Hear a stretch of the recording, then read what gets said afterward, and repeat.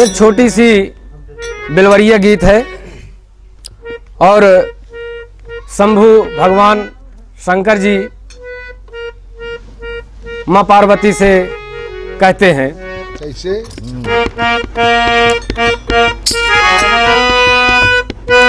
अरे मनवनिया रोज करावई सती भंगिया ना पिसावई भोला के।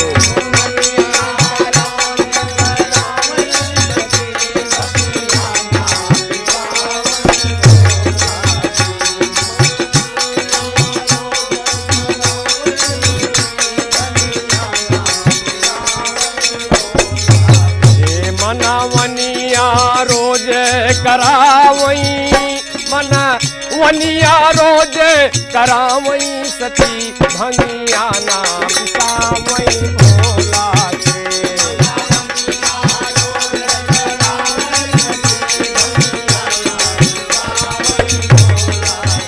मनवनिया रोज करावई मनवनिया रोज करावई सती भंगिया ना पिसावई भोला के।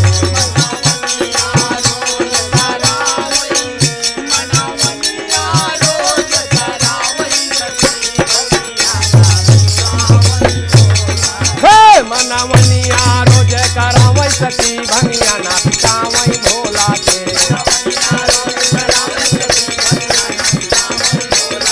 मनवनिया रोज करावई सती भंगिया ना पिसावई भोला के। मनवनिया रोज करावई सती भंगिया ना पिसावई भोला के।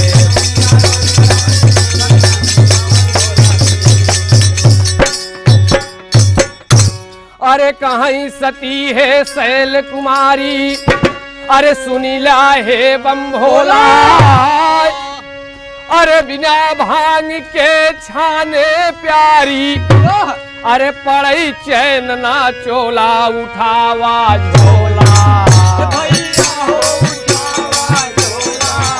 भैया हो उठावा झोला पानी पीसा भांग का गोला। पानी पीसा भांग का गोला लगवई से लुआठ देखावई सती भंगिया ना पिसावई भोला के।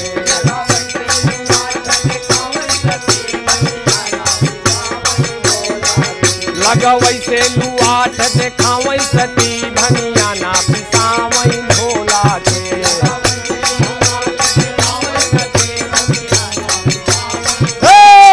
लगवई से लुआठ देखावई सती भंगिया ना पिसावई भोला के। लगवई से लुआठ देखावई सती भंगिया ना पिसावई भोला के।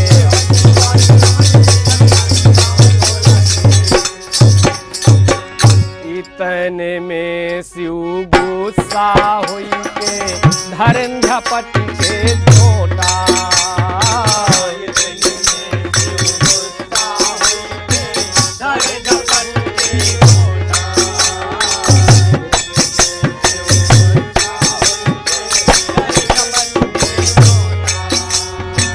क्रोधित होई के सती पति तब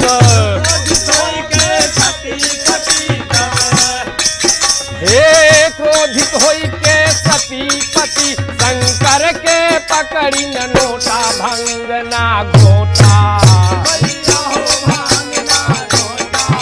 भैया हो भांग ना घोटा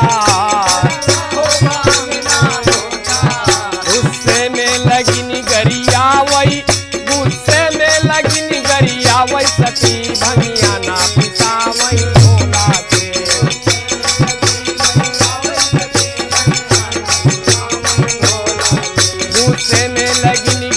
गरियावै सती भंगिया ना पिसावै भोला के।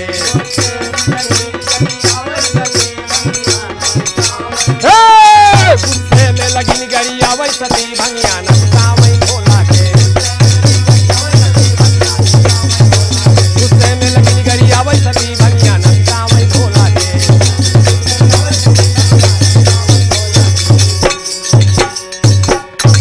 अरे भांग धतूरी और सिली लोटा, अरे गौरा दिहिनी पवारी, अरे चूल्हा चौका थरिया लोटा, अरे फोरी फारी के गोरी चलिनी नई हरावा। गावा हो चलिनी नई हरावा, भैया हो चलिनी नई हरावा। अंगार लगाई दिहिन घरवा, अंगार लगाई दिहिन घरवा। भारी तकरार मचावै सती भंगिया ना पिसावै भोला के।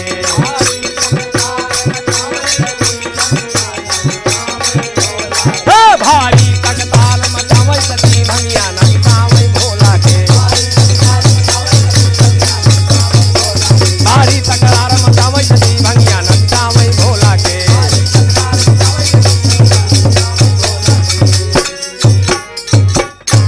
नंदी वाहन सुसाथे लई ससुरारी में आवा।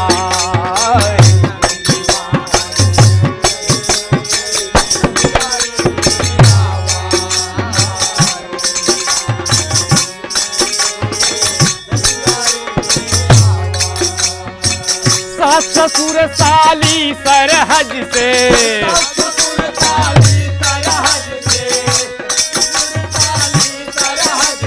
सास ससुर साली सरहज से सारी हाल सुनावा ये हरिया आवा।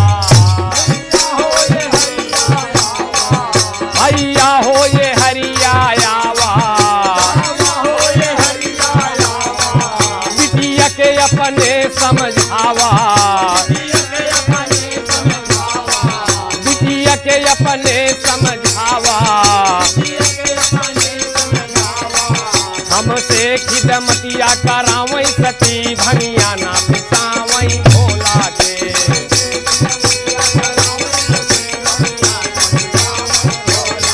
हमसे खिदमतिया करावै सती भंगिया ना पिसावै भोला के।